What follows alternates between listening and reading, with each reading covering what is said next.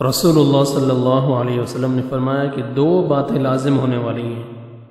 عن جابر رضی اللہ عنہ قال قال رسول اللہ صلی اللہ علیہ وسلم، حضرت جابر رضی اللہ تعالیٰ عنہ ذکر کرتے ہیں کہ اللہ کے نبی صلی اللہ علیہ وسلم نے فرمایا ثنتان موجبتان،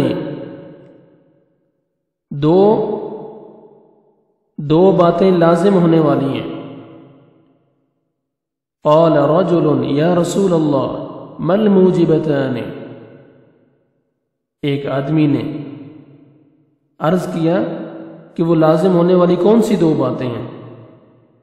قال علیہ الصلاۃ والسلام من مات یشرک باللہ شیئا دخل النار، جس نے اللہ کے ساتھ ذرا برابر شرک کیا وہ جہنم میں داخل ہوگا۔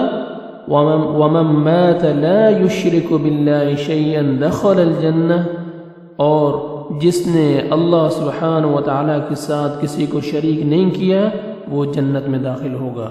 رواہ مسلم۔